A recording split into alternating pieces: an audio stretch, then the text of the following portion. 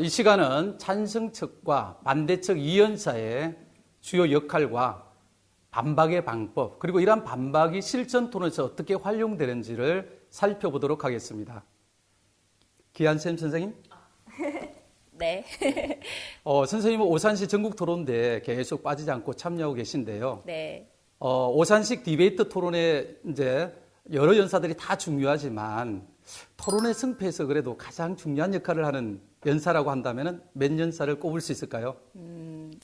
제가 말씀하신 것처럼 모든 연사들이 다 중요하긴 하지만 저는 이 연사를 꼽을 수 있을 것 같습니다. 혹시 이 연사를 꼽은 이유라도 있다면요? 토론의 꽃은 반박하기라고 개인적으로 생각하고 있는데요. 이 연사의 역할인 반론하기를 통해서 토론의 흐름이 많이 바뀌는 것을 보았기 때문이에요. 네, 저도 동감합니다. 예, 저도 이제 수년간 이제 토론 학생들을 지도하거나 심사하면서 이 연사의 중요성, 특히 이 연사의 반박에 따라 성패가 갈리는 경우를 굉장히 많이 봐왔기 때문입니다. 그래서 이 연사의 그러한 중요성 역할과 반박의 방법, 특히 반박은 사전에 준비를 하지 않죠.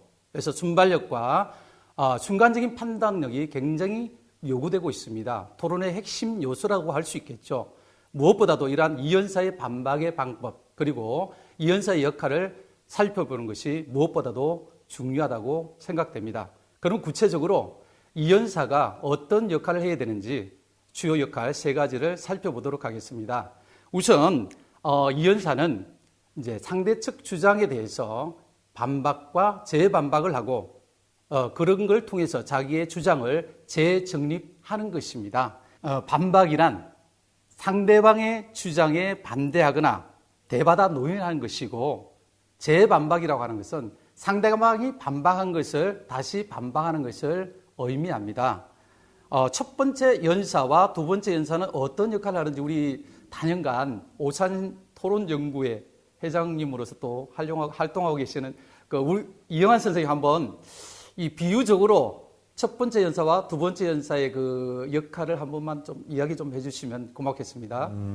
좀 전에 선생님 말씀하셨듯이 이 연사의 역할이 굉장히 중요하다고 했는데, 일 연사의 역할이다 그러면 우리의 토론이 튼튼한 구조로 진행될 수 있도록 설계하는 건축가라고 표현을 하면, 이 연사의 역할은 내가 튼튼하게 설계해 놓은 구조물이 얼마나 남들이 보기에 차별화될 수 있도록 꾸며져 있는지를 설계하는 인테리어 디자이너라고 표현할 수가 있습니다. 그래서 토론의 꽃이라고 얘기합니다. 또 이렇게 훌륭하게, 그죠? 비유적으로 아주 잘 박수 한번 쳐줍시다. 아주 잘 비유적으로 이야기해 주셨습니다. 반박은 어떤 식으로 하는 것이 중요하냐? 이제 상대방의 주장에 대한 모순점과 상대방의 여러 가지 그러한 핵심 포인트의 그러한 오류를 찾아내는 방식으로 하면 좋습니다. 그러면 구체적으로 이 반박에 효과적으로 하는 방법, 그리고 반박의 구조에 대해서 한번 살펴보도록 하겠습니다. 우리 조학현 선생님?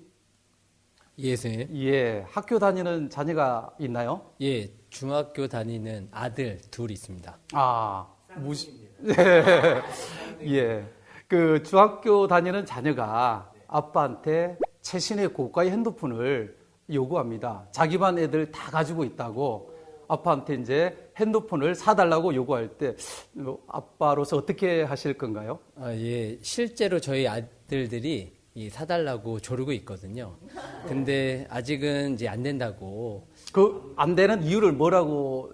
예, 아무래도 이 실제 사용이 뭐 게임을 한다거나 뭐 다른 놀이를 이용할 걱정 때문에 안 된다고 아이들한테 얘기를 해서 아직까지는 안 사주고 있습니다. 예. 자녀가 잘 수긍할 수 있을까요? 잘 못하더라고요. 잘 못하는데. 예. 제 생각에는 자기 반 애들이 다 갖고 있는데 아버지가 다른 이유로 핸드폰을 사주지 않는다고 했을 때 설득이 쉽지는 않을 것 같습니다. 그래서 반박은 상대방이 이야기한 주장의 요점을 가지고 상대방이 이야기한 그 내용을 가지고 모순점과 문제점을 증명해 내는 것이 중요하다고 생각됩니다. 그래서 반박의 구조에 따라 하는 것이 굉장히 효과적으로 반박을 하는 방법인데요. 그 반박의 구조는 이제 한 5가지로 생각해 볼 수가 있습니다. 첫째, 상대방의 주장을 재표현하기입니다. 상대 측은 이러한 주장을 했습니다. 상대방의 주장은 이것입니다. 그리고 이제 그걸 부정해야 되겠죠. 하지만 우리 측은 여기에 찬성할 수 없습니다. 반대합니다. 그리고 이제 그 이유를 설명해야 되겠죠.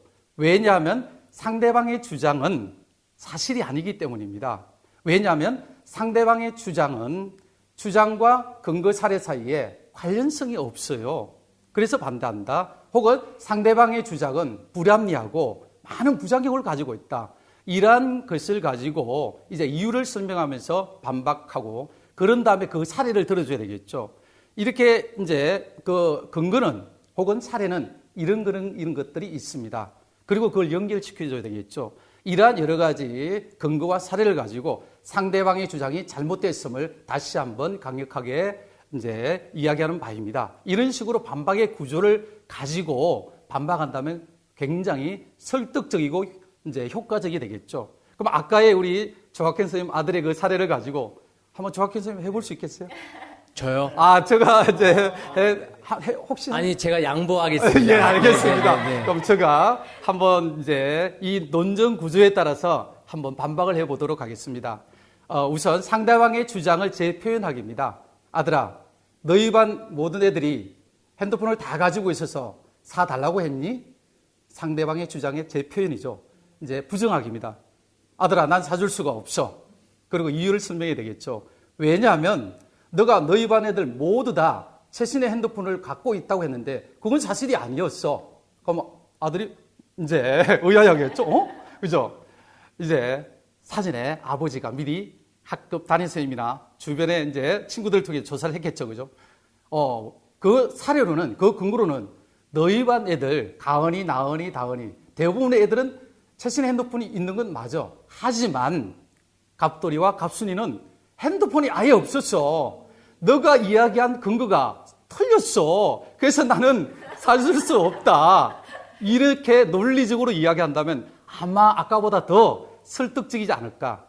그래서 반박에서는 상대방의 주장의 핵심 포인트를 찾는 것, 그걸 가지고 거기에 대해서 반박의 그런 구조에 따라 하는 것이 효과적이라고 이제 생각됩니다. 그리고 반박할 때도 마찬가지로 논쟁 구조에 따라서 주장하고 설명과 그리고 예시와 이걸 연결하는 그런 반박 구조, 논쟁 구조에 따라 하는 것이 중요합니다. 이제는 이 연사의 두 번째 역할에 대해서 한번 살펴보도록 하겠습니다. 본인의 마지막 논거를 설명하는 것이 두 번째 연사의 역할입니다.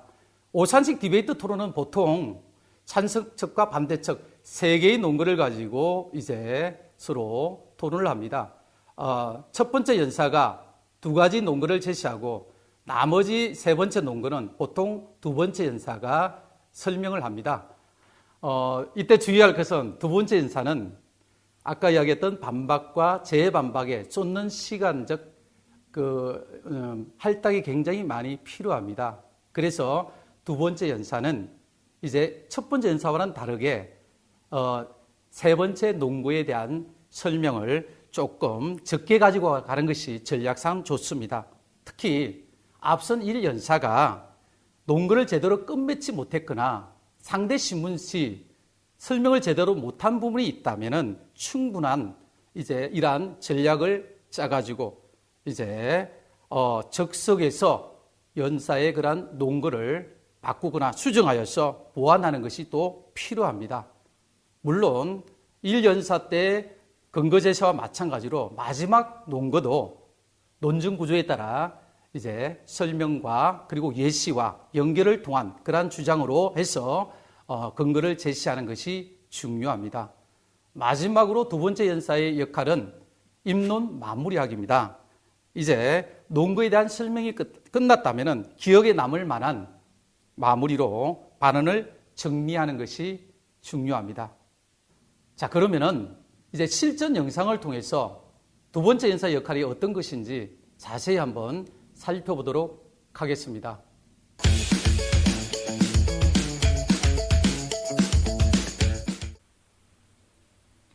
안녕하십니까. 본의회는 투표 의무제를 실시할 것이다의 찬성 측 두 번째 연사 정예지입니다. 본 영상은 투표 의무제를 실시해야 된다는 실제 논제를 가지고 찬성 측 이 연사가 어떤 역할을 하는지에 대한 그러한 자세한 내용을 담은 영상입니다. 자, 같이 한번 분석해 보도록 하겠습니다. 저희 팀 세 번째 논거를 말씀드리기에 앞서 반대측 발언에 대한 반박을 하도록 하겠습니다. 반대측 첫 번째 논거는 정치적 선택권이 침해받는다였습니다. 하지만 저희는 이에 대해 동의할 수 없습니다. 예, 우선 두 번째 연사는 상대 측의 주장에 대해서 반박을 하고 있습니다. 왜냐하면 이것은 사실이 아니기 때문입니다. 투표는 권리이지만 의무도 되기도 하고 잘 모르는 채 선택해도 그 또한 사람들의 의견이고 정치적인 선택이기 때문입니다. 그러므로 반대측의 정치적 선택권 침해는 잘못된 주장임을 밝힙니다. 두 번째 논거는 우민 정치가 될 수 있다입니다. 하지만 이것은 섣부른 일반화의 오류입니다. 우민 정치화는 극히 예외적인 사례이고 민주주의의 근본은 모든 권력이 국민으로부터 나오기 때문에 이를 제대로 정치에 반영할 때 오히려 진정한 민주주의가 실현될 수 있으므로 반대측 주장은 민주주의의 본질을 충분히 파악하지 못한 주장입니다. 찬성 측 이 연사의 반박 구조를 살펴보겠습니다. 우선 찬성 측은 반박으로서 반대 측의 투표 의무제가 실시된다면 정치적 선택권이 침해된다는 것을 다시 재진술하고 있습니다. 반대 측은 정치적 선택권이 침해된다고 말했습니다. 라고 재진술하고 있죠. 그런 다음에 이 연사는 부정하고 있습니다. 저희는 이것에 동의할 수 없습니다. 라고 부정하고 있습니다. 그런 다음에 그 이유를 대해서 설명하고 있죠. 투표는 권리도 되지만 주권자의 신성한 의무도 되기 때문이고 또한 잘 모르고 선택했다 하더라도 엄연한 정치적 선택권 행사이기 때문에 반대측에서 제시하는 정치적 선택권의 침해라고 하는 주장은 사실이 아니다는 그러한 이유를 제시하면서 이렇게 자기 주장을 잘 마무리하고 있습니다. 다음으로 반대측에 대한 반박에 대한 재반박을 하겠습니다. 반대측은 저희 첫 번째 논거에 대하여 단순히 투표율이라는 숫자만 높이는 것은 의미가 없다고 반박했습니다. 하지만 저희는 이에 동의할 수 없습니다. 왜냐하면 취약계층의 투표율이 높아지면 그들을 위한 정책이 실현될 수 있기 때문입니다. 이와 관련하여 세 번째 논거에서도 자세히 이어나가겠습니다. 자, 이 영상에서는 찬성 측 이 연사가 재반박을 하고 있는 모습입니다. 반대측 1 연사가 이제 단순히 투표율이라는 숫자만 높이는 것은 의미가 없다는 반박에 대하여 취약계층의 투표율이 높아지면 그들을 위한 정책이 실현될 수 있다는 그러한 근거로 재반박을 진행하고 있습니다. 저희 측 세 번째 논거를 말씀드리겠습니다. 저희 측 세 번째 논거는 여러 사람의 의견을 반영할 수 있다입니다. 요즘 사람들은 삶을 살아내느라 몹시 바쁩니다. 등록금도 벌고 공부도 해야 하는 대학생, 가정도 지키고 일도 해야 하는 맞벌이 부부까지 사람들은 투표할 시간이 촉박하고 관심 가질 시간조차 주어지지 않아 참여하지 못할 때가 있습니다. 현재 선거일은 관공서의 공휴일에 관한 규정에 휴일로 규정되어 있어서 관공서 및 공무원에게만 공휴일에 효력을 가질 뿐 일반 회사에서는 선거일을 휴무일로 하는 단체 협약을 체결하지 않으면 출근하도록 해도 법적 문제가 없습니다. 그래서 선거일 또는 투표 참여 시간을 유급 휴무 등으로 인정받는 노동자는 22.7%에 불과하다고 합니다. 이렇게 투표를 하라고 시간을 내주지 않는 직장이 많아 투표를 하고 싶어도 현실상 할 수 없는 사람들이 많습니다. 청년, 노인, 비정규직 등 정치적 취약 계층의 투표율이 낮으면 그들을 위한 정책은 입법화되기 어렵고 언젠가는 선거를 포함한 정치 활동에서 소외가 될 것입니다.